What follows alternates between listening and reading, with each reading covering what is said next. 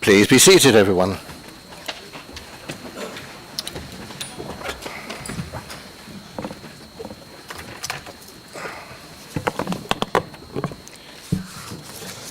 Put that one side.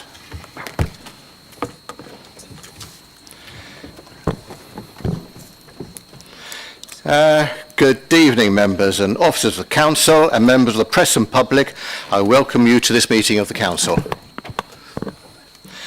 Now then, the usual procedures. If the fire alarm is activated, please vacate the building via the emergency exits. With respect to filming of the meeting, I would advise that if filming takes place, anyone in attendance in the public areas may have their image captured. I urge anyone filming proceedings to avoid filming members of the public, particularly if there are children present. Does anyone intend to film the meeting this evening? Any filming or recording will not be permitted for any item of business where exempt or confidential information is considered following the exclusion of the press and public from the meeting. Would everyone present please ensure their mobile phones are turned to silent and they are not used or receive phone calls whilst the meeting is in progress? Good. You'd think I'd know that off by hand, after 4 years, wouldn't you? Anyway, agenda item 1, apologies for absence. I have apologies from Councillors Farrant, Keane, Rozecki and Hopkinson. Are there any other apologies? Councillor Curry. Apologies from Councillor Ara and Councillor Nixie. Thank you. Any other apologies? Yeah, Chair. Councillor Piper.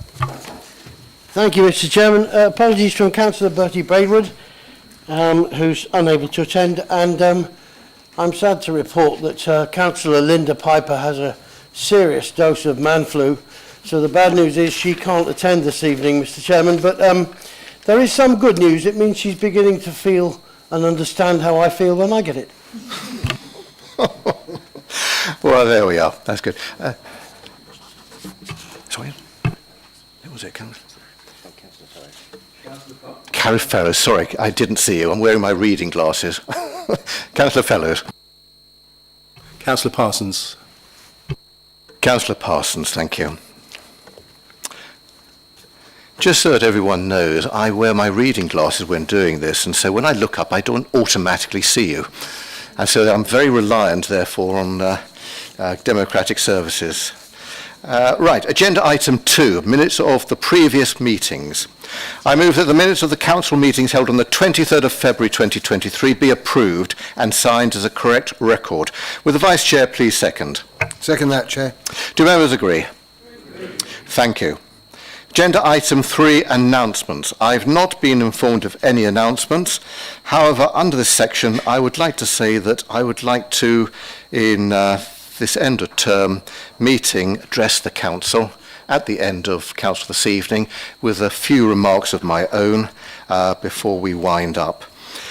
So then moving on to agenda item 4, declarations of interest. Are there any declarations of interest this evening? Councillor Piper, did you? No, you're just putting your glasses on.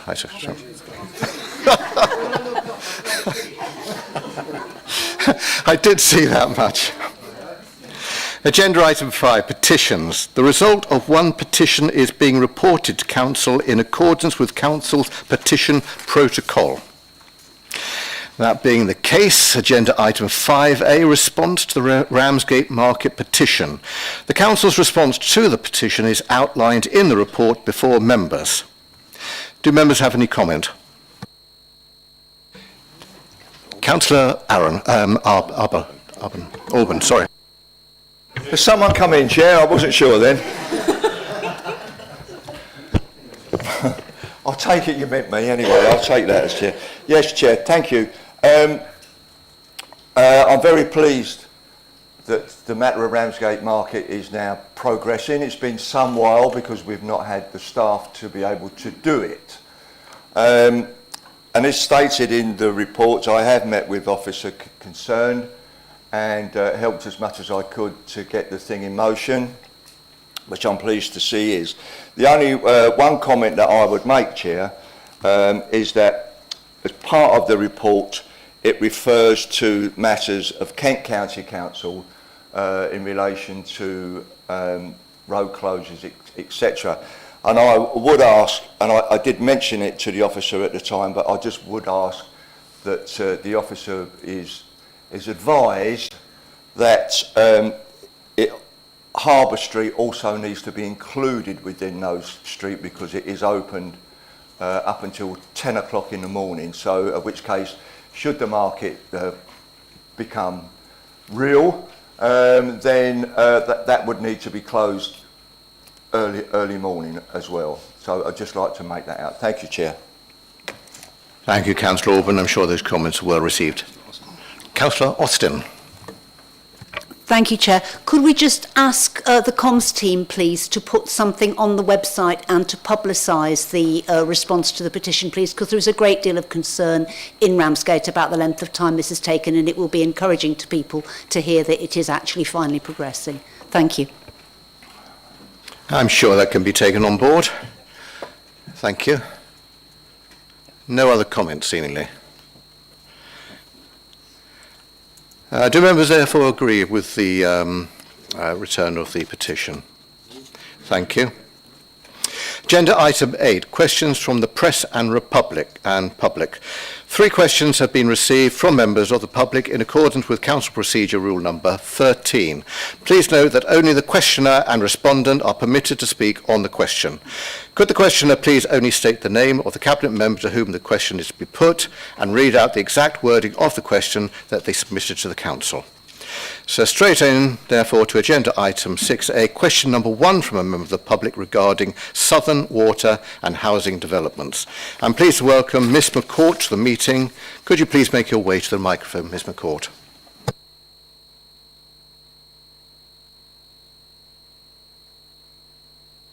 Good evening. This is a question to Councillor Ashby, I've been advised, so your turn again. First, Can you pull the microphone closer to yourself? Sure. Is that better? A bit more. Better? Good. Okay, so this is a question for Councillor Ashby.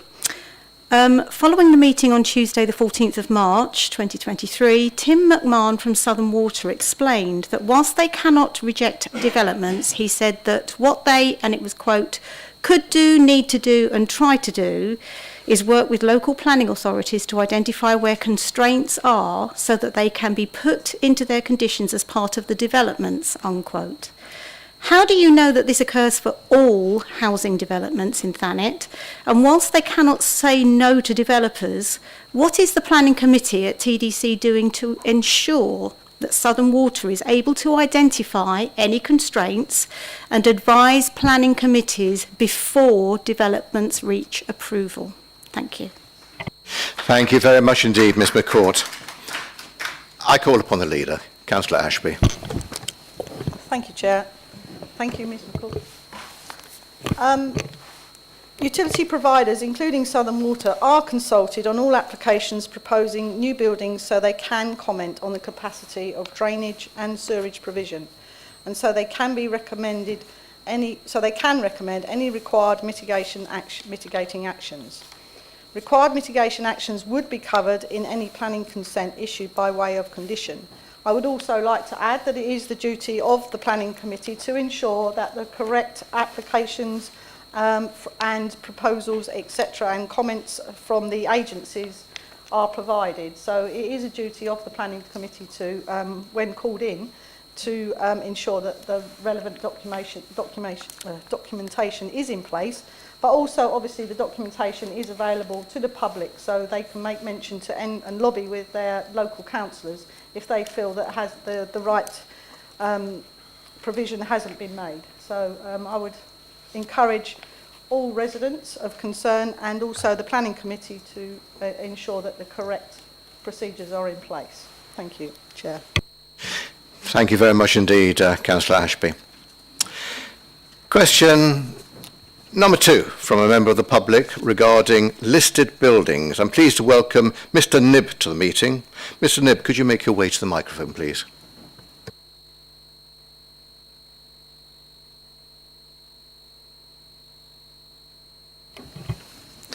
My question, blimey, is for Councillor Pugh, and it's concerning the Dreamland organ.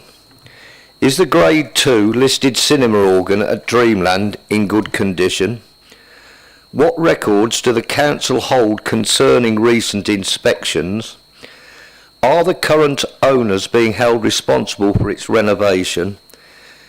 And is there an officer in charge whose remit is the preservation of listed buildings in Thanet?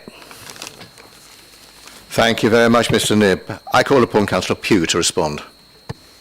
Thank you, Chair, and thank you, Mr Knibb, for your question. Building site owners are legally required to protect and maintain listed structures in their ownership, and it is an offence not to do so. The Council is able to investigate alleged breaches of listed building control and require specific works or prosecute offences where these are identified. The Council does not, however, have the resources to inspect all listed buildings and structures in the district on a routine basis. However, we will investigate any complaints that are raised with our plan enforcement team. I have checked and we have not received any complaints concerning the cinema organ at Dreamland, but what I would say to you, Mr Knibb, if you are concerned about the organ, please contact me and I'll have officers investigate it. Thank you. Thank you, Councillor Pugh. Question number 3 from a member of the public regarding community use of future planning developments. I'm pleased to welcome Miss Brown to the meeting. Miss Brown, could you make your way to the microphone, please? Good evening. I'm asking this question on behalf of Westgate and Garlinge Action Group Against Housing Development on Farmland, and I'm asking this to Councillor Ashby again, sorry. What measures are Thanet District Council taking to ensure that conditions are in place with developers as part of planning permission being granted to secure any schools, health centres, playgrounds, roads, etc. are included in future developments and that they are up and running for community use? Thank you, Miss Brown. I call upon the leader, Councillor Ashby, to respond. Thank you, Chair. And thank you, Ms Brown, for your question. As well as consulting with the Council's statutory partners about the infrastructure needs resulting from development, both through the local plan process and through individual planning applications, the Council also negotiates contributions from developers towards the cost of these requirements. This can include contributions for health, education, transport, play and leisure provision. Excuse me.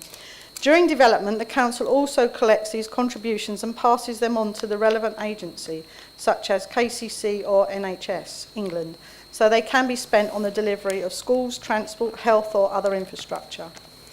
The Council will be recruiting an additional officer, and this is good news for this particular item that you're referring to specifically manage the collection and monitoring of planning contributions to ensure that funding is collected and released when it is due.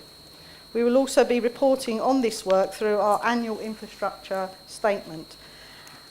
I'd also like to add that our officers take a very robust stance on Section 106 contributions and take them as far as they can regarding provisions for amenities. So, but the good news here is really that the extra officer help the resource that will be put towards this, so it will make it even more robust. So it's good news and thank you for your question. Thank you very much indeed, Leader. Moving on now to questions from members of the Council. 6 questions have been received from members of the Council for this evening. Please note that the time allowed for consideration of questions from members shall not exceed 30 minutes. I ask members to be as succinct as possible. Therefore, agenda item 7A, question number 1 from a member regarding the refurbishment of the public toilets. I call upon Councillor Bailey. Thank you, Chair. My question's to Councillor Cook, and I'm sorry, I'm on my old favourite topic of the toilets again. I note that a work tender has gone out to refurbish the Margate Harbour Arm toilets, which is really good news and not before time. Are there any plans to have any of the other toilets in the district refurbished? I'm thinking in particular, although not exclusively by any means, of the exterior of the Broadstairs Harbour toilets, which are a constant eyesore in a conservation area. I know that the community payback team are willing to paint the outside, but they need the rendering made good first. Thank you. Thank you, Councillor Bailey. I call upon Councillor Cupp to respond. Thank you, Chair, and thank you, Councillor Bailey, for your question. I wish we'd speak about other things other than just toilets. You need to stop meeting like this. So, a detailed stock condition survey of public toilet facilities has been undertaken over the winter period. The findings from this survey work are due back in the final form next week and will help inform the new public toilet strategy. Details of the strategy, including proposed actions, routes to funding and timescale, will be shared after the local elections. And I can confirm that the toilets building at Broadstairs Harbour will be rendered and painted soon. Thank you, Chair. Good news, Councillor Cupp. I call upon Councillor Bailey for a follow-up question. I'd just like to say thank you very much. That was my supplementary question, asking about the update of the strategy, and you've answered it already. So thank you very much. Well, that's good news.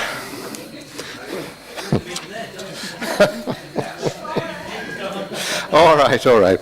Question number 2 from a member regarding essential maintenance of the Boundary Park playground. I call upon Councillor Crittenden. Thank you. Councillor Cupp again. The safety matting under the swings in the children's playground in the highly popular Boundary Park has become worn to the point of dangerous, and the swings have been removed. With less than 3 months to the start of summer, can you please advise when essential maintenance will be carried out to the playground in Boundary Park? Thank you, Councillor Crittenden. Councillor Cupp, have you got more good news? Have to wait and see, Chair. Thank you, Chair, and thank you, Councillor Crittenden, for your question. So, the safety matting is regularly inspected as part of the routine in-house player inspections and annual external inspection by ROSPA, which is the Royal Society for the Prevention of Accidents. Whilst it is agreed that the matting is nearing the end of its useful life, it is not considered to be dangerous at this stage. It remains the plan to undertake a substantial refurbishment project at the play area upon receipt of the funding from the Section 106 planning agreements, which have been put in place for this purpose. Part of the funding contribution from Boundary Park has already been received, with a further funding receipt expected later this year. It is agreed that the decommissioned swings and matting should be replaced ahead of the summer season, and it is therefore planned to carry out this work within the next 2 months using part of the Section 106 funding, which has already been received. Thank you, Chair. Thank you, Councillor Cupp. Councillor Crittenden, do you have a supplementary? Thank you. And again, once again, you have more or less answered all of what my supplementary might have been, because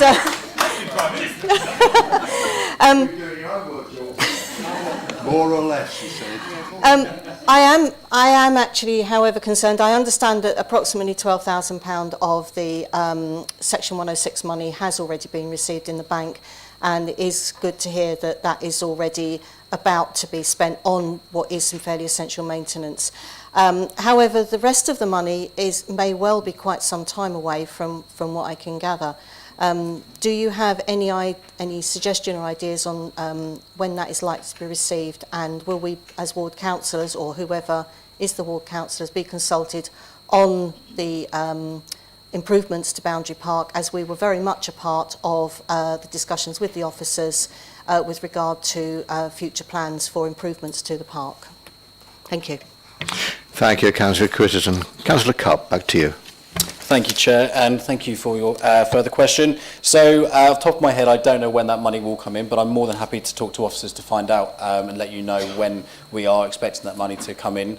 And I think it is important that we do consult with the councillors to see what we can have within the park, but obviously there are certain parameters that we have to fit within to make sure that the park is to cost, and also what we can provide and make sure that it is maintained properly. But yes, no, I'm more than happy to have further conversations with ward councillors to see what involvement we can have around that. Okay, thank you, Chair. Thank you, Councillor Cupp. Question number 3 from a member regarding the funding timetable for the Margate Town deal. I call upon Councillor Curry. Thank you, Chair. My question is for the Cabinet Member for Economic Development, Councillor Rhys-Pugh. As the Council is the accountable body for the Margate Town deal, would you give members an update on the funding timetable for the selected projects in the investment plan, particularly the coastal wellbeing project in my ward, Cliftonville West, which not only would develop health benefits to the local community, but also create new business and commercial opportunities for the area? Thank you, Councillor Curry. Councillor Pugh. Thank you, Chair, and thank you, Councillor Curry, for your question. All Town Deal projects are to be delivered by the end of March 2026, with timelines for some projects still in the development phase. In terms of the coastal wellbeing intervention, we have engaged external project managers and cost consultants for river stages 1 to 3 in relation to the new facilities at Walpole Bay, and we are about to procure an architect team for designs. We've also recently recruited a new coastal wellbeing participation and skills coordinator who, as well as carrying out stakeholder mapping, engagement and benchmarking, will be developing a participation and skills programme around testing new uses to promote health and wellbeing. Details of the town deal projects, including progress and next steps, will be kept up to date on the council's website, and I have a long URL that I'm not going to read out, Councillor Curry, but I'm more than happy to send that to you. Councillor Curry, do you have a supplementary? I do, thank you, Chair. Given that the original fund was put in place specifically to help areas such as Cliftonville, which has not yet benefited from the growth experienced by other more affluent areas, would you agree with me that all the projects planned for Cliftonville should be a priority for the Town Deal Board to implement? Thank you.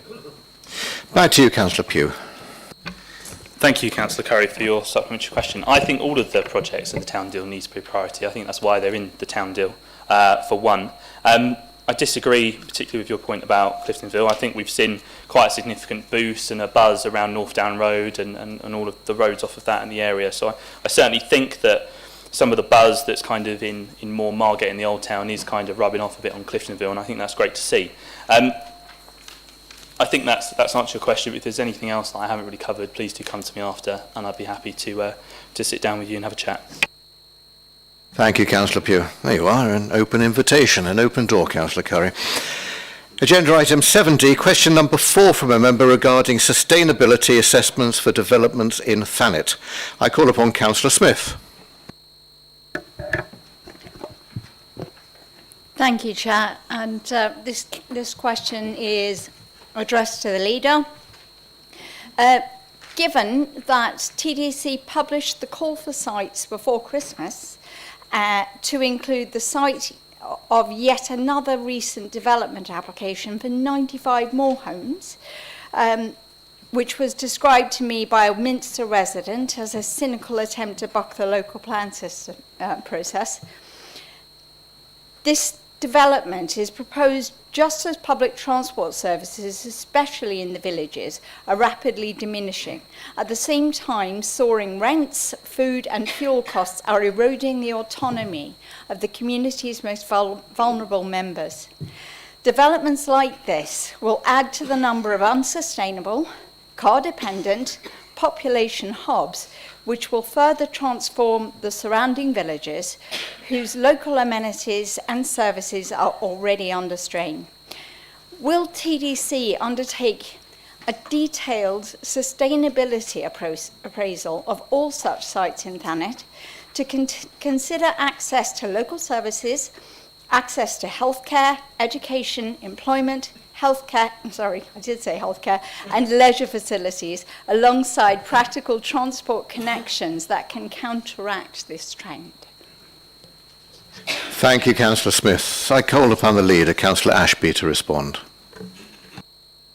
Thank you, Chair, and thank you, Councillor Smith, for your question. Yes, the good news is the answer is yes. I will elaborate a little bit more than that.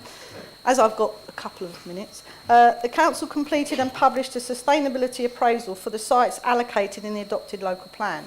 In addition, an assessment of the impact for development on allocated sites occurs within the determination of individual planning applications. As the review of the local plan, extending the plan period forward from 2031 to 2040, a wholly new sustainability appraisal will be completed for the draft proposals, including new development sites proposed. Thank you very much, Leader. Councillor Smith, do you have a supplementary question? Yeah, I do. Really? That isn't the question, but how can it be described as sustainable? I don't know. Presumably, some of the members in this room have driven down Monkton Road in recent times. I don't know whether any of you have done so without tears. I haven't. But my question is, given that housing developers are in the business of constructing profitably, and it's really only local authorities who can be expected to build responsibly and responsively to the communities they serve. In light of recent headlines and media discussion of the housing crisis, again, what pressure can TDC place on central government to encourage it to re-establish and develop sustainable plans, for the social housing that is so badly needed now in place of the so-called luxury homes with negligible ecological protections? Thank you very much indeed. There's one for you, Leader.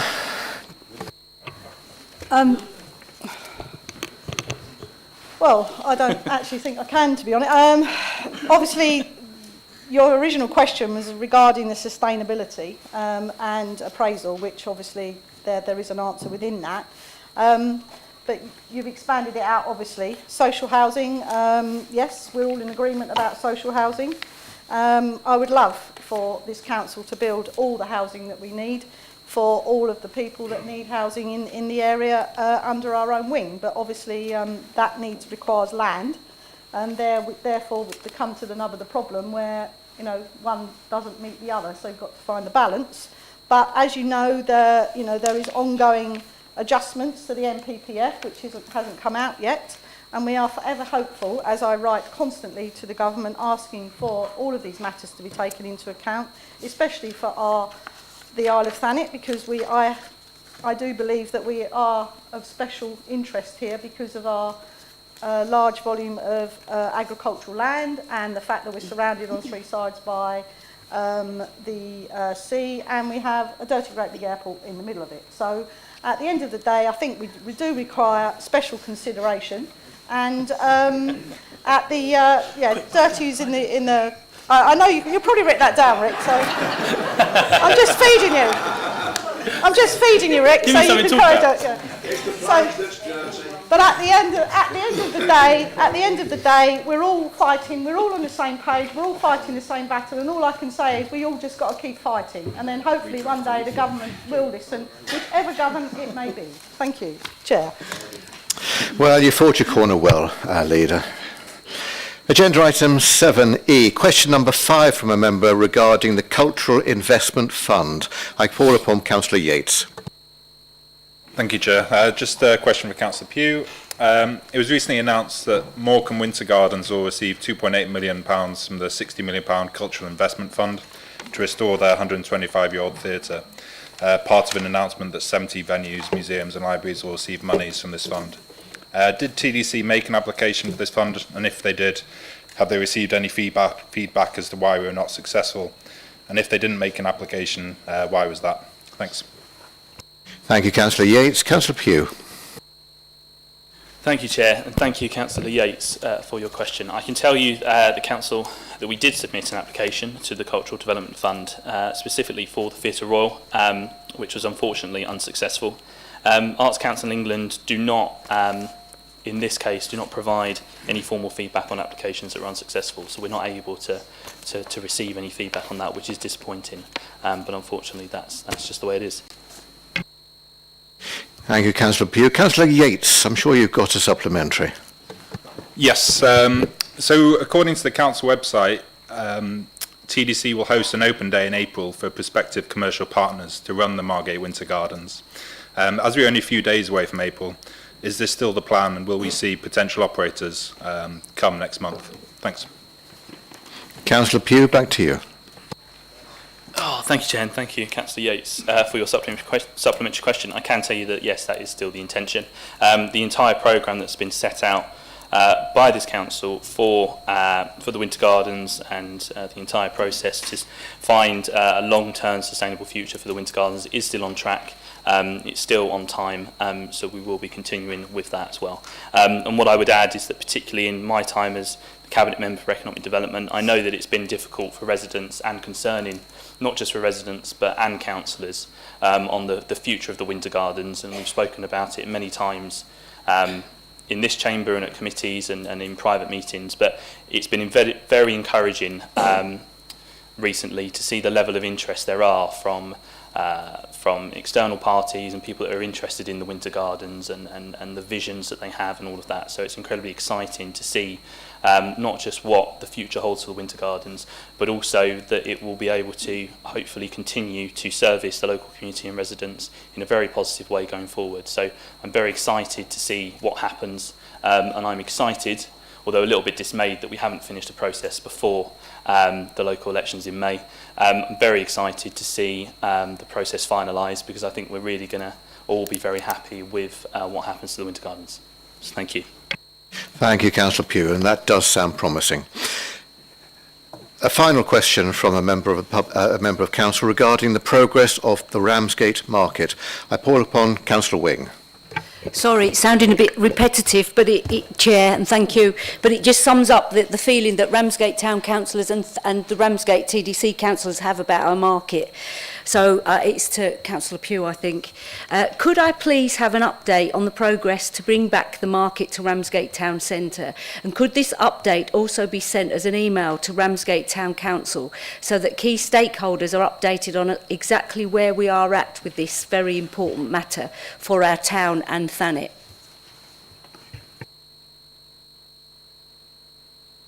Thank you very much indeed, Councillor Wing. I'm reliably informed Councillor Saunders is going to respond this evening to your question. Thank you, Councillor Wing, for the question. I'm responding because I'm told this is part of my portfolio, so I feel obliged as Councillor Pugh. I know, as Councillor Pugh has had his fair share, I thought I'd be able to stick my two penneth in, as it were. Frankly, the answer that I have in front of me was covered within the report associated with the application for the petition under agenda item 5A. So I'm going to bore you for the record by reading the extract from that report, and then I look forward to your supplementary, so we can perhaps put some more meat on the bone. So the answer reads: TDC have met with Ramsgate Town Council and kept them updated on a regular basis on progress towards relaunching the market. In mid-February, TDC's case officer met with Councillor Steve Orban, and Councillor Orban has already elaborated on that, on site, to discuss how the market could work going forward and potential stallholder locations and layout. Regarding consents, we have established that an updated or amended planning consent is not required. However, an amendment to the traffic regulation order issued by KCC, which governs access to the High Street, King Street and Queen Street, and I'll make sure that officers are aware that we need to add Harbour Street to that, may be required specifically in relationship to access times. And of course, once we find an operator, it will be the operator that will do that liaising with Kent County Council. We are currently in the process of drafting a specification for discussion and agreement with our procurement team with a view to inviting expressions of interest. A response regarding the petition submitted to TDC for the reimbursement of the market has been sent to the petitioner, and a report outlining the response for information only has been submitted to the full council meeting to be held today on the 30th of March 2023. I rest my case and wait for the supplementary. Thank you, Councillor Saunders, and it's good to hear you're on top of your portfolio. Councillor Wing. Yes, a quick supplement. Could you look into your crystal ball and give us a guarantee that perhaps the market will arrive in 2023? And does this council need TDC councillors to give our KCC councillors a bit of a shove over the road, over the information with the road closure? People find it quite frustrating because it's not like it's a new market. There was a market there. So that's something residents and councillors can't really understand, that all those provisions would have been there previously. And so we're not quite sure why this is taking so long. But we do see it as a key driver for our town and supporting the small businesses and also start-up businesses for Thanet. Well, thank you, Councillor Wing. I don't think Councillor Saunders will need a crystal ball because he's on top of his portfolio. Absolutely. And those who know me know that I have a crystal ball sitting on my mantelpiece. In fact, it's got an angel floating inside, so it helps me all the time. I think you understand from previous meetings that I'm quite passionate about getting the market back myself, and I'm very, very disappointed that the wheels of local government do turn very, very slowly, not only on this subject but on other subjects that no doubt at a future meeting I'll be able to wax lyrically on. But yes, I'll make sure that we do everything possible to get the procurement team up and running and looking for an operator at the earliest possible opportunity. Thank you. Thank you again, Councillor Saunders. Agenda item 8, motions on notice. No motions on notice have been received in accordance with Council Procedure Rule 3. Agenda item 9, the Leader's Report. I call upon the Leader, Councillor Ashby. Thank you, Chair. It was a great privilege to be elected as Leader of Thanet District Council in June 2021. In my acceptance speech, I pledged to do my best, along with my Cabinet and Group members, to deliver some positive changes by dealing with the governance issues while seeking to identify areas where we could encourage enterprise and deliver economic growth. When I look back over the past 22 months, firstly, my hair was not this grey, but mainly we have gone a long way to achieving those goals, and with the feeling that the Council is now a much better place, and it gives me a great sense of pride. This achievement was a combined effort of members and the officers who held everything together during what was a very difficult period for this council. My personal thanks go to Chris Blundell, who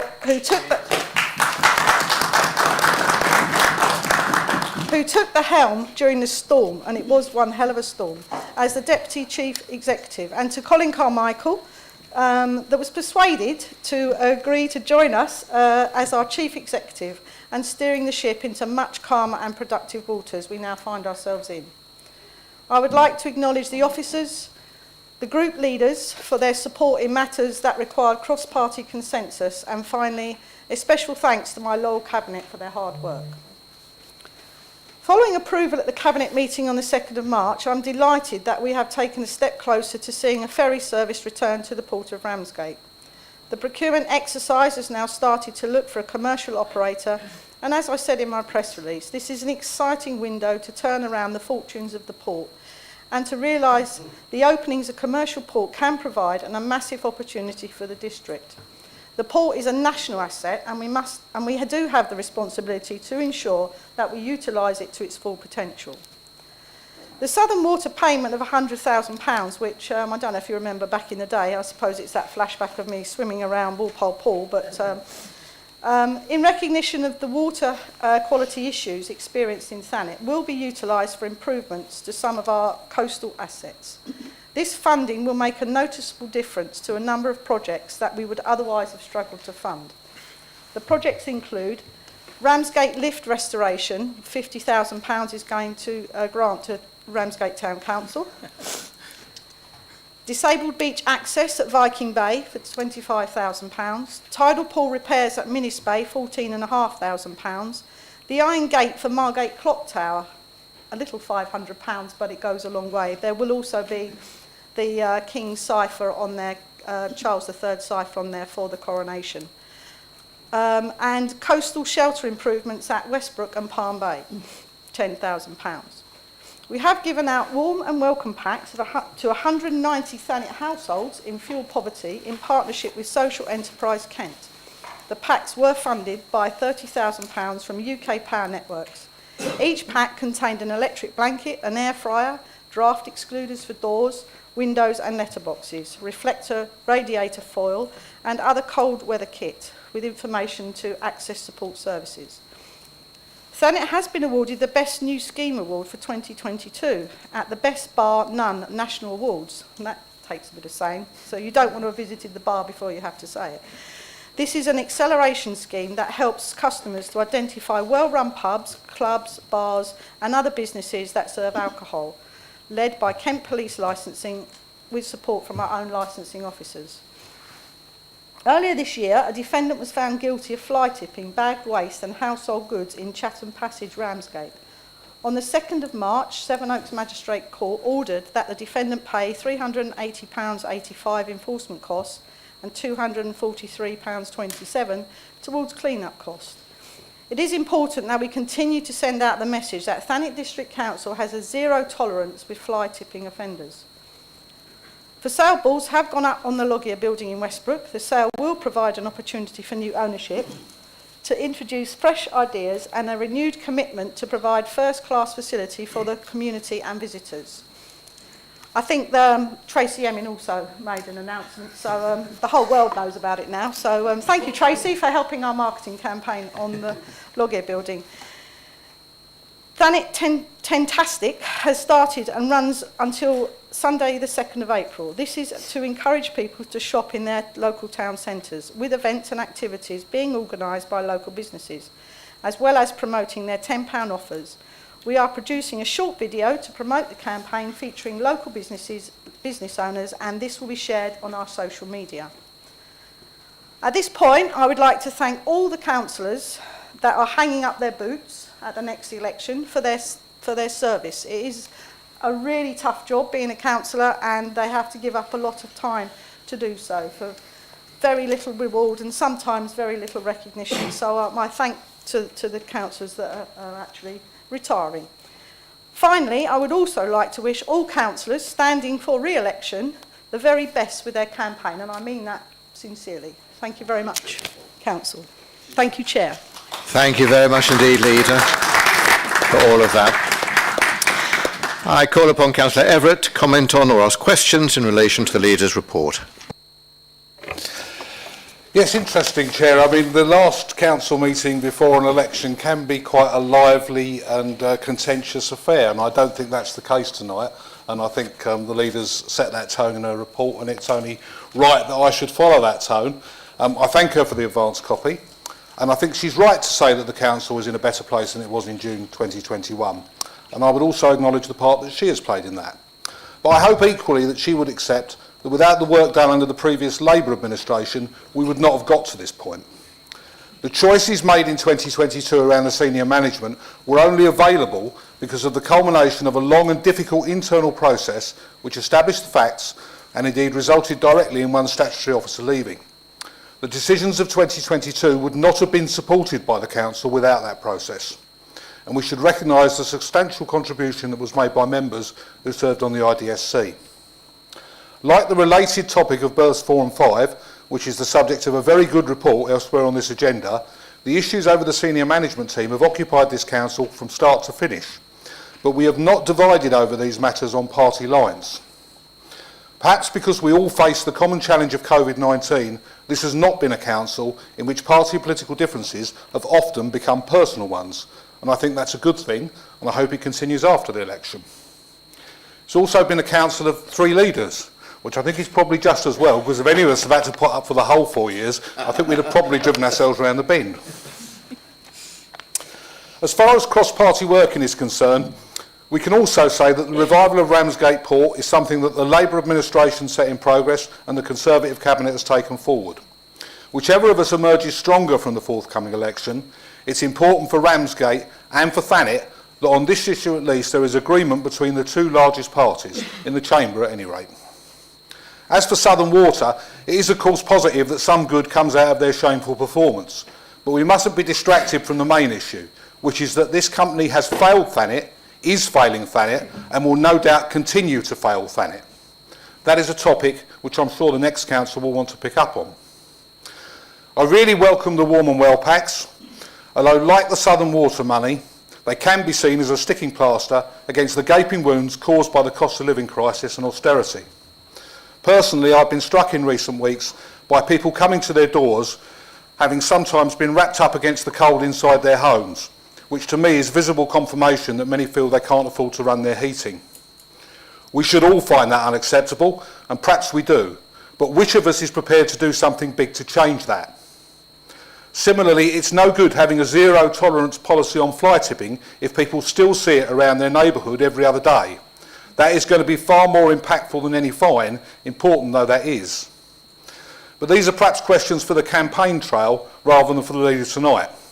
The next 5 weeks will be about what divides us. But when we come back, if we come back, the voters will surely expect us to have some answers.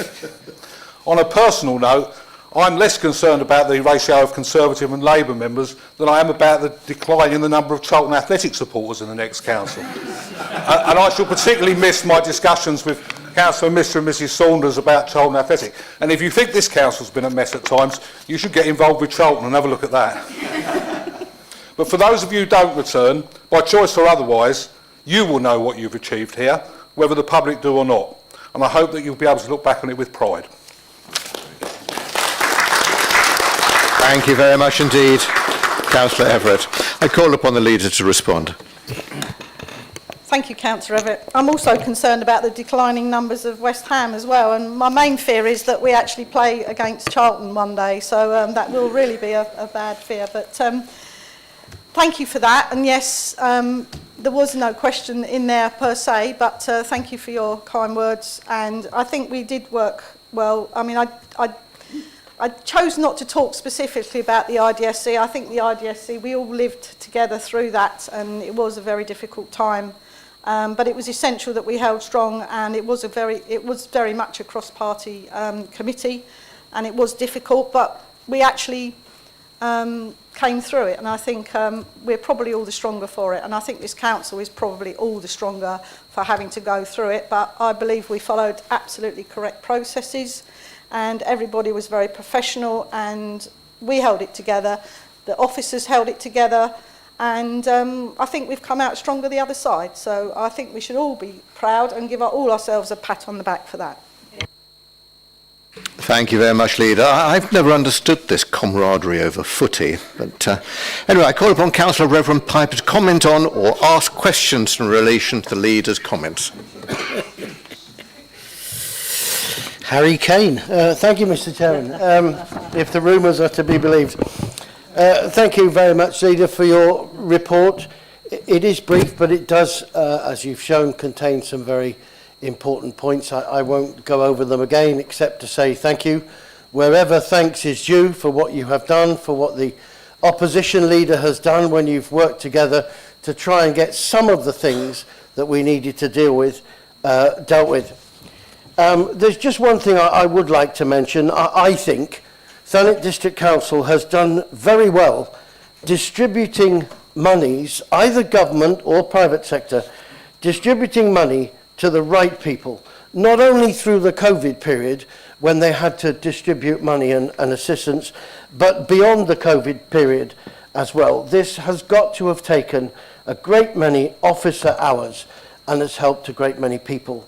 And I think that certainly the officer team, as well as the guidance from Cabinet, should be very proud of that. And I've no doubt the Council will continue to do that so long as such help is available. It is always distressing to see when people's land has been blighted with fly tipping, and right at the beginning there were warning shots across the bow that various changes to the tip run system would lead to an increase in fly tipping and so on. I guess you can't really legislate for people who will just tip rubbish wherever they want to. However, if I may comment on the tip situation, I personally have found the ability to make an appointment and turn up at the tip to have been a really good change to the way that system works. Not only do we not have endless queues of traffic down the road, but you can go in, dispose of your waste and pull out again fairly quickly. Having said that, I do manage the online booking system very well. I just wonder whether everybody in Thanet is able to do that and understand it, because it does rather send you around the houses quite a bit. And I'm just wondering, are there going to be any other plans to have any other ways where people can book a tip run, either by phone or simple email or a letter, indeed, to the council for that? Finally, I would also like to thank all my colleagues. It's been a pleasure working with you all for the last 4 years, but I'd like to thank my colleagues in particular who have stood by us as a group, and we've felt that we have been impartial in the sense of supporting both of the administrations where we thought they were doing the right thing, and perhaps opposing and objecting where we thought we weren't quite in tune with that. But I want to thank my colleagues for doing that and wish everyone every success if they are campaigning to be re-elected. And a final word for our chairman. 4 years sitting in that seat is not an easy thing at all. We can see what it's done to his eyesight. But thank you, Mr. Chairman, and thank you. Thank you very much indeed, Councillor Piper. I call upon the leader to respond. Not just eyesight, but look, he's lost all his hair as well. So mine's gone grey, but he's obviously, Chair, you have a bigger problem than that. Anyway, I'll start with the distribution of funds. It's quite interesting you should say that, because the government are all, you know, when they've got these funds, oh, look, we're giving all these funds and we're helping everyone. But what they don't then say is that we're going to pass this burden of distribution on to the local authority. I mean, I don't think that the government, central government, give as much respect to local authorities as they anywhere near what they should do, and they often treat us like, oh, I don't know, what do they treat us like? A necessary evil, I suppose, could be said. So I think more recognition should come from that, because the COVID especially, and the accounts team, I mean, absolutely tremendous work that they did with that, and basically kept everybody alive by sending out the funds that they needed to send out. So, you know, a little bit more recognition, whatever government it may be, is that their local authorities are the foot soldiers. We are the foot soldiers for anything that they want to do. They don't actually do the hands-on work. We have to do it. And I could be wrong in saying this, but I don't believe they actually supplied any funds to us to actually distribute the funds. So After the event. well, maybe after the event. So I think the more we should be saying to the government, you know, we are really important to you, and you should really give us a little bit more recognition. So the other point is on the KCC. I'm afraid you're going to have to take that out with your KCC representatives on the tip, because the tip is KCC run, and it is their website. Yes, it is a clunky old website, nowhere near as good as our fantastic website that is run by our comms team. So maybe we can sell our comms team to KCC and do the work for them. But yes, it is a clunky old site, and I would agree with you. Thank you, Chair. Thank you very much indeed, Leader. I just, thanks for that, but I would just mention that in all seriousness, I have actually had an invasive operation on my right eye, and I'm still waiting for the sight to fully recover. So it's not an excuse, but it is actually a reason why I do suffer with it. Finally, I call upon Councillor Garner to comment on or ask questions in relation to the Leader's report. Thank you, Chair. I'm over here. Thank you.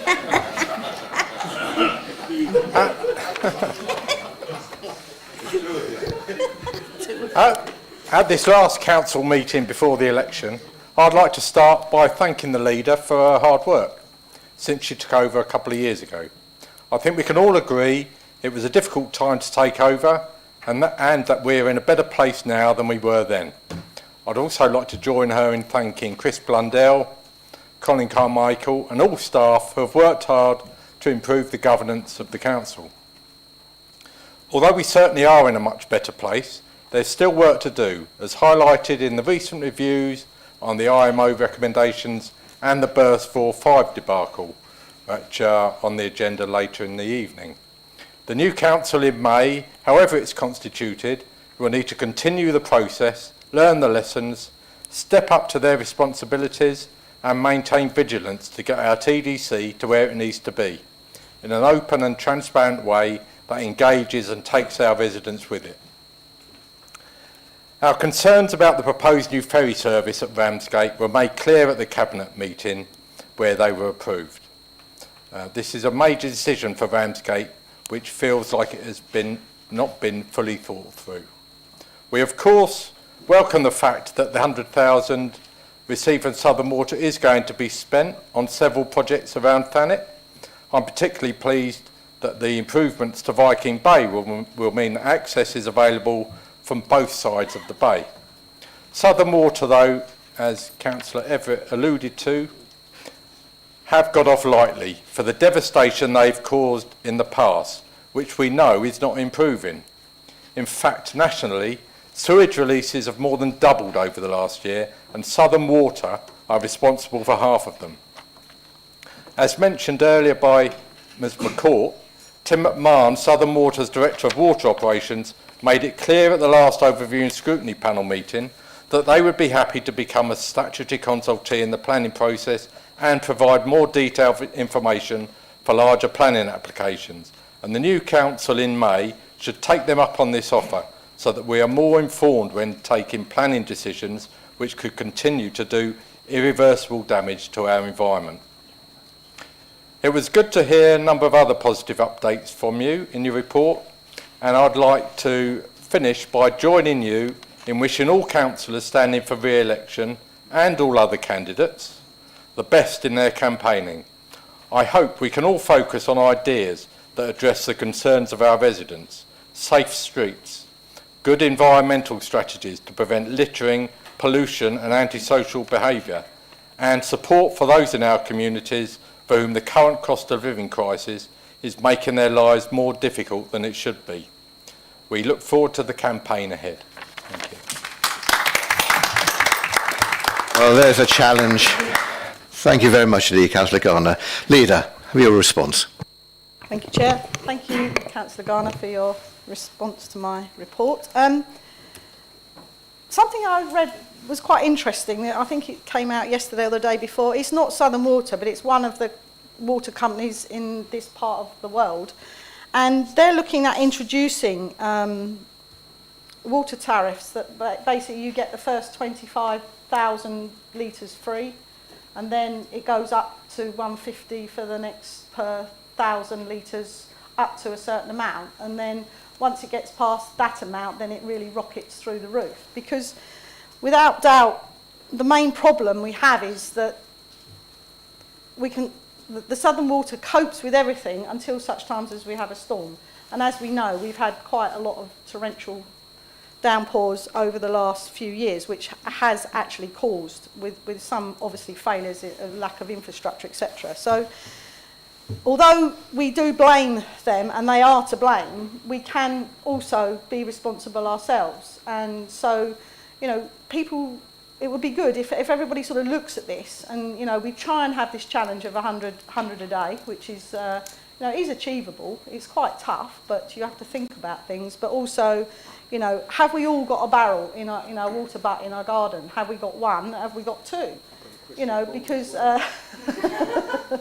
well, that's right. So Councillor Saunders is well advanced. So I think, you know, they are at fault and they are causing problems, but we can actually demonstrate that actually we are the good guys because we're doing all of this stuff and you're still screwing up.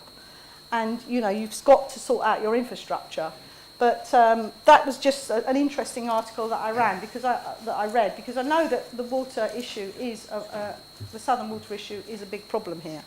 Thank you for all your other comments. I think it's been a really enjoyable few months, and it's quite nice to actually have a relaxed atmosphere that we have now. It was quite tense when I first became leader, and it was very daunting, I must say. It is very daunting to stand in this spot, and you never really know. These questions are quite, I think the leader's report is quite hard because, you know, I can sit here and research but I never really know what's coming back at me, and sometimes it's really hard to sort of just think on your feet and think, you know that you should know the answer, but sometimes you don't. But I thank you all for all the hard work, all councillors for their hard work, and again, wish everyone the best of luck at the election. Not too much luck, mine, but the best of luck. Thank you very much indeed, Leader. Agenda item 10, annual report of the Chair of the Overview and Scrutiny Panel. I call upon Councillor Reverend Piper to present his report. Thank you, Mr. Chairman. Those of you who've had a chance to look at the report already will see that it is quite lengthy, which is one of the reasons why I really do need to thank all the members of the Overview and Scrutiny Panel who've been working, particularly in the last couple of years since I took over as the chair of the panel, but some of this work was going on beforehand, before I took over the chair. We have a number of projects that have been reviewed, that have been looked at. Most of them have been completed. I put my hand up and say the working party that I was involved with in terms of the memorial plaques and monuments within our district.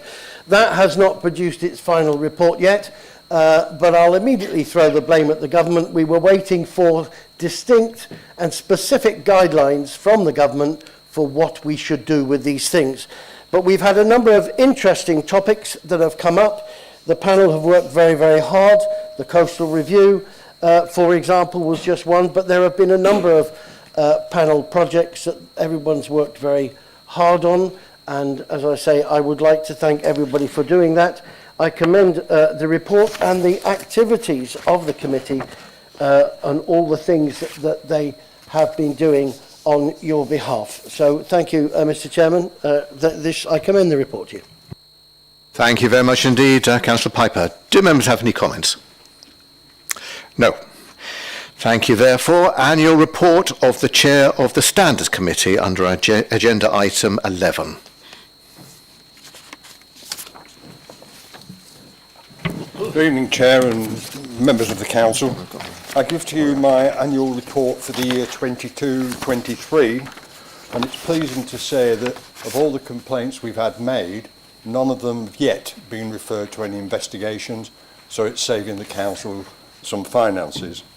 And with the advent of the local elections coming, new members will need to be advised about the work of the Standards Committee, also the Code of Conduct and the declarations of interest. You've all seen the report. If there's anybody got any questions, I'm quite happy to take them. And all I want to say really is to thank the officers and members of Democratic Services, the members of the Standards Committee for their dedication, including the independent members. I'd also like to thank the independent person for the work he undertook. And one final thing, Councillor Everett, if you want to change your allegiance, come to Preston North End. Thank you very much indeed, Mr. Tucker. Do anybody have any comments or questions for Mr. Tucker? And I don't see anyone. You're off the hook, Mr. Tucker. Thank you very much indeed for your report. Agenda item 12, the annual report of the Chair of the Governance and Audit Committee. I call upon Councillor Boyd to present her report. Thank you, Chair, and hello everybody. Hopefully you received the report within your agenda packs. This report provides an overview of the Governance and Audit Committee's activity during the municipal year 2022 to 23. I am pleased to report that the committee continues to discharge its responsibilities to provide independent assurance on the adequacy of the Council's risk management framework and the associated control environment, and provides robust scrutiny and challenge of the authority's financial performance. As outlined in the body of this report, the committee has been actively engaged with both internal and external audit, and I would like to thank all members who have served on the committee during the 2022 to 23 year. My thanks also goes to the council officers who have supported me in my role as chair and the work of the committee. I recommend the report. Thank you very much indeed, Councillor Boyd. Do members have any questions or comments on Councillor Boyd's report? I don't see any. Thank you very much. Agenda item 13, independent review of Berth 4 and 5 project. I call upon the leader, Councillor Ashby. Thank you, Chair. A review of Berth 4-5 project has been undertaken on the recommendations of the Independent Monitoring Officer. The review was undertaken by East Kent Audit Partnership, and I would like to thank Christine Parker, the Head of Internal Audit, for her detailed and thorough review of this project. Whilst the detailed management response is still to be formed, the corporate management team has accepted all 9 recommendations that have been made and intends to embed them in our overall ways of working, and specifically into delivery of major projects. I have every confidence that the Council will learn from this review and successfully deliver the exciting projects we have coming up over the next few years. I would ask Council to note the report. Thank you, Chair. Thank you, Leader. Do you have a seconder? Councillor Bayford, do members agree? Thank you very much indeed. Agenda item 14, implementation of the recommendations of the external auditor and independent monitoring officer. I got a point. No, wait a minute. No, where have we gone wrong here? Your point of order? Yes, who's that? Councillor Garner. Councillor Garner, yes. We've nodded through that report. Wasn't there shouldn't there be an opportunity for members to make comment on it before we do that? Well, you can by all means. I just didn't see any indication. But then again, that's probably my fault. Councillor Garner, would you like to say anything with respect to the report? No, I wouldn't, but my colleagues would. Well, no wonder I didn't see anything. Which of your colleagues would? Councillor Wing. Councillor Wing. Obviously, I attended the Cabinet meeting and asked a number of questions in relation to the report. And I'd first of all like to thank Mike Humber for speedily responding to those questions. And I would kindly ask that the answer to those questions is made public. My name doesn't have to be attached to the questions. I don't need to be the asker of the questions. But I do think they were questions that needed to be answered. And I just would like to stress the comment I made, the final comment I made about we were aware, because this is a shared responsibility for the mess we got into with the pontoons.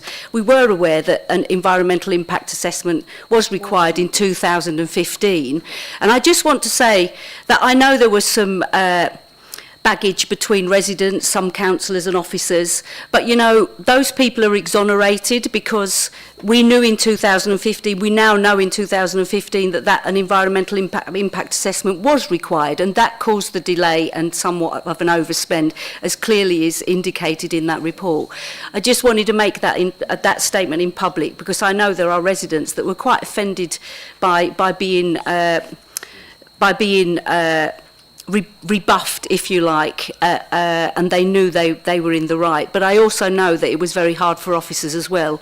So I'm glad the report's out there. I'm glad we can all move forward. We can take on board the points that were made in that report and hopefully make a better fist of what's going to happen now on the port. I would just like to ask one question though. Would the leader make public the project management team? Because that was a crucial part of the problems that arose with the pontoons, according to the review.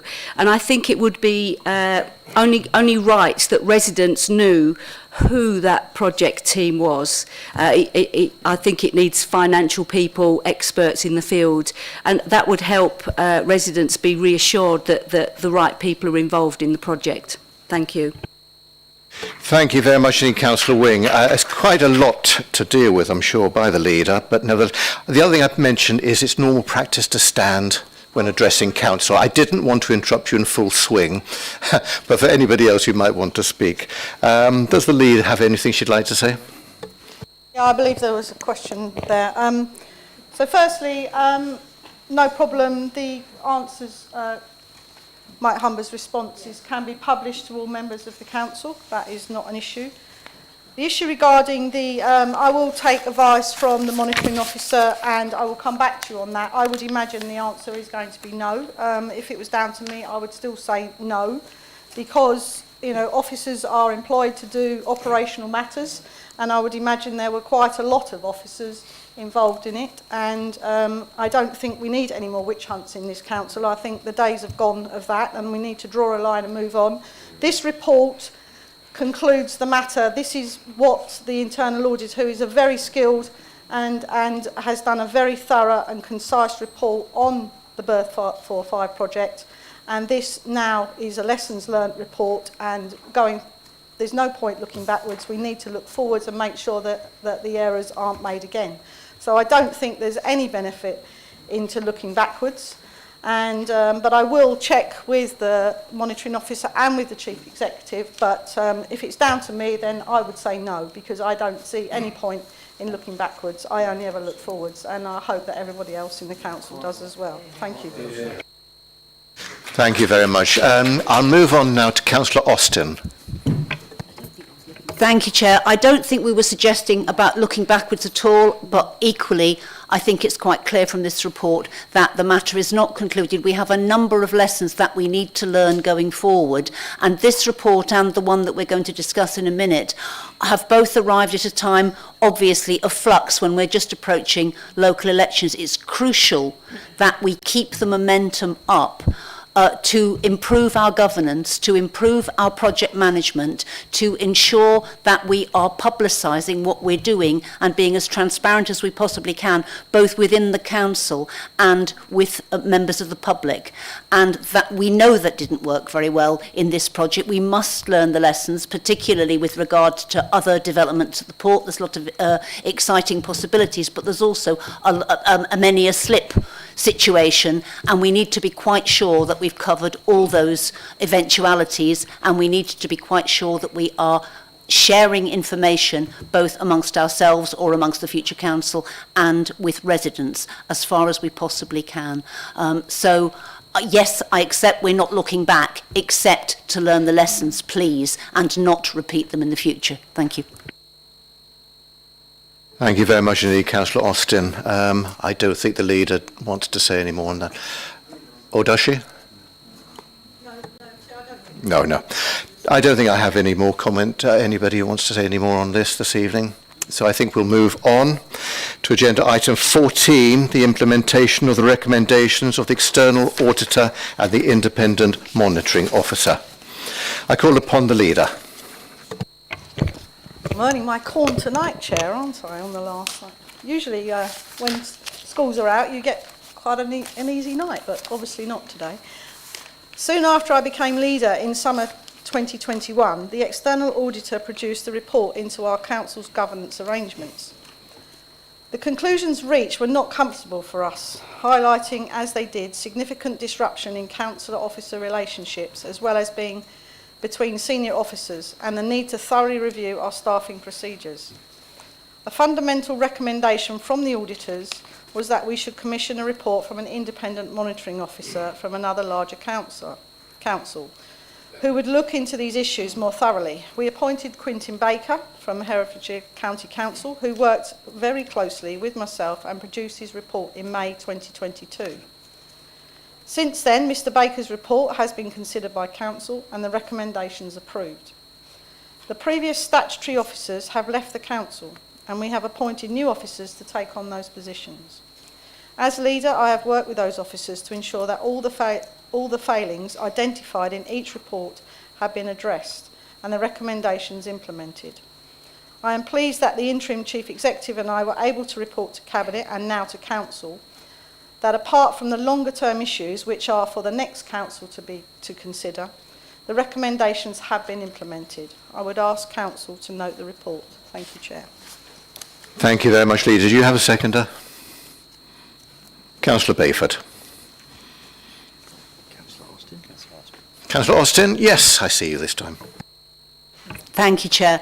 I just want to say the same as I said at the Cabinet meeting, which is it's really encouraging to see the progress that we have made since the events of last year. And I'd like to thank the leader again for her efforts in that regard. However, I was very worried to see that certain things had been ticked off in the action plan for the report that I don't feel are ready to be ticked off yet. Specifically, and I know Councillor Alban highlighted this at the Cabinet meeting, backbench councillors do not always get the information they need to be able to keep their residents informed or indeed take an active part in discussions at meetings like this. I do appreciate that much of that is down to staff capacity, but I do think there is also a matter of attitude and experience that some of those staff have had in understanding the role of members. So my question is, when we are looking at our splendid new training programme for new members, are we also going to ensure that officers, both existing and new officers, are receiving a similar sort of training about how they relate to members and how members should relate to them? Thank you. Thank you very much, Councillor Austin. Have you got a response, Leader? Of course. You never know me to be quiet on anything, have you, Chair? I will ask, on your behalf, the Chief Executive and the Head of Democratic Services to take that all into account, and I would assume, and I have assumed, that that is already built into the programme. So I think, you know, you need not fear. New councillors, old councillors, New officers, old officers will all be briefed on how we are to communicate going forward. I think the communications are a million times better than they ever were before, and I have every confidence with the Chief Executive's new structure that he's put together, and when all the posts are filled, you'll have more information than you probably want to receive, because you'll be reading it all day and all night. So I certainly receive a lot of information that takes up a large amount of reading, but no, I take your point on board, and I'm sure it's noted in the minutes and it's noted by the relevant officers that can implement that in the new term. Thank you. Thank you very much indeed, Leader. Do members agree? Thank you. Agenda item 13, changes to committees, panels and boards 2022 to 2023. Proportionality, I call upon the Leader to make a proposal in respect of the options as outlined in the report. Thank you, Chair. I request option 2. Is there a seconder? Councillor Bayford. Does any member wish to propose an alternative option? I don't see anybody indicating. So do members agree with that proposal? Thank you. Where are we now?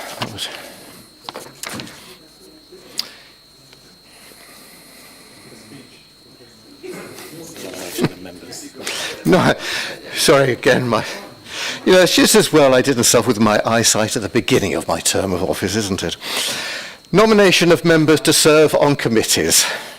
Group leaders may wish to take the opportunity to advise or change their nominations to committees, panels and boards for the remainder of the 2022-2023 term.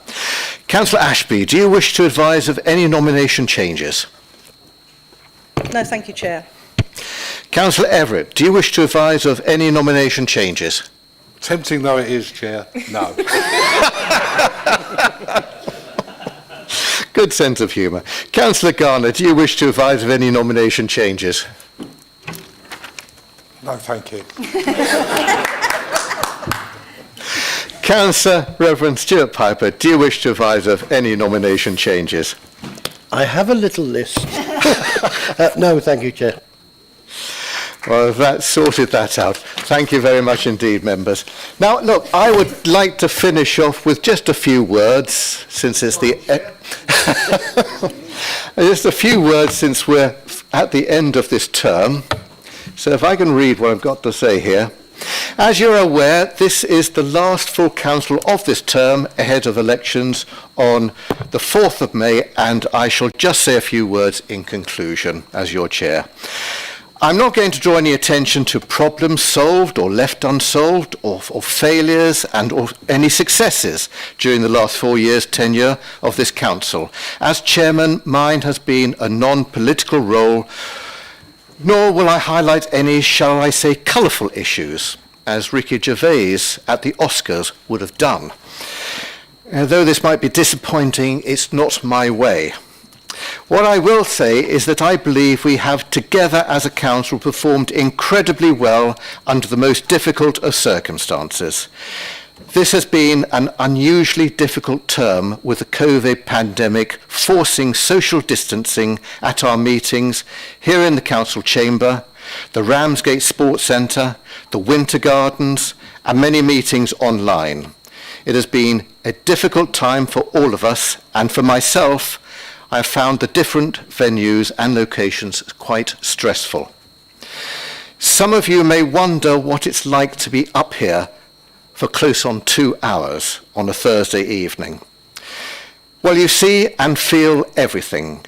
As different councillors stand to speak, you feel their determination to put a point across, their fears and anxieties, their frustrations and embarrassments, and you empathise. Emotionally, it's exhausting. Once home, I need a stiff drink to get over it. I'm quite serious.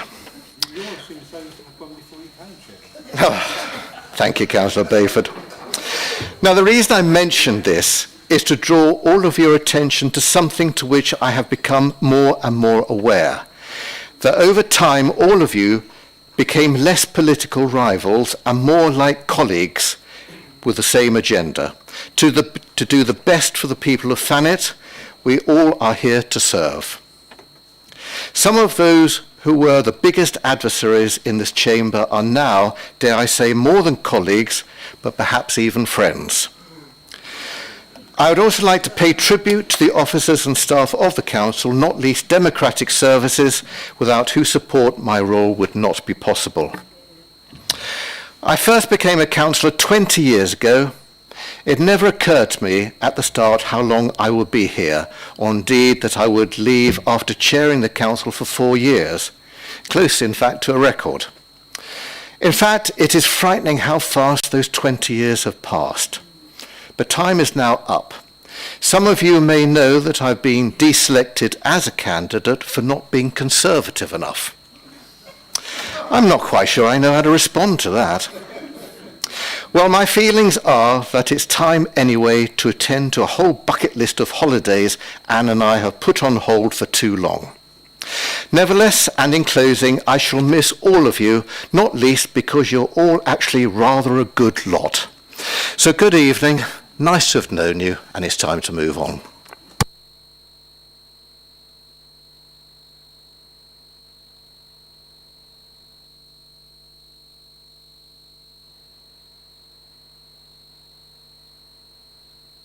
And I herewith call the meeting to a close. Before you do, Chair, I would like to thank you for your service on behalf of all the council. I'm sure all agree. It is a tough old job up there, isn't it? And you do take, we do rib you a little bit, don't we? And you do take it all in very good spirit. So I'd like to thank you, yes, long service there, and you are the figurehead of the council, and I thank you for all your work and that you have done for the council over these years. Thank you. I appreciate that. Thank you very much indeed.